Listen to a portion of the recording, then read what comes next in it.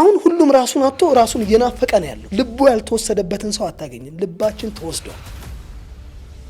እስልምና ሁሉ ነገር ይነግርሻል። ንጽህና የእምነት ግማሽ ነው ይልሻል። ንጽህና አሁን ወባን ምንድነው የሚያመጣው? ንጽህናን አለመጠበቅ። ታይፈስን ምንድነው የሚያመጣው? ንጽህናን አለመጠበቅ ነው። ታይፎይድን ማን ነው የሚያመጣው? ንጽህናን አለመጠበቅ ነው። ኢቭን HIV ጋር ብትሄጂ ንጽህናን አለመጠበቅ ነው። ምንድነው ንጹህ አይሆንም እንዴ ሰውዬው? የተፈቀደልሽን እንቢ ስትይ ያልተፈቀደልሽንም ጭምር ከለከለሽ ማለት ነው። አንተ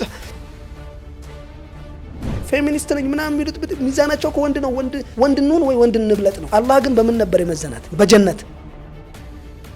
ልጅ አይደለችም። እንደ ህፃን አስተካክላታለሁ ሼፕ አለ። ማን አንተ ሼፕ የምታደርገው? አላህ አፈጣጠሩን እኮ ነገረን።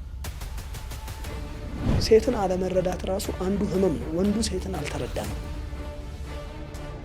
የሚገርምሽ እኮ የንብን ሰገራ የሚበላ ሰው እኮ ነው ሽንትን የሚጠየፈው። ንብ እኮ ሰገራዋ ነው፣ ማሯ ሰገራዋ ነው። የጥርኝ ሰገራ የሚበላ ሰውዬ ውዱ ዓለማችን ላይ ውዱ ቡና የጥርኝ ሰገራ ቡና ነው እኮ። ሌላ እኮ አማርኛ የለውም እኮ። በቃ ልጅ ሲሞቱ ያዙ ይልቀቁኝ እኮ እንላለን አይደል? ሰብር እናጣለን። ለምን? የልጅ ፍቅር ገባ፣ የአላህ ፍቅር ወጣ።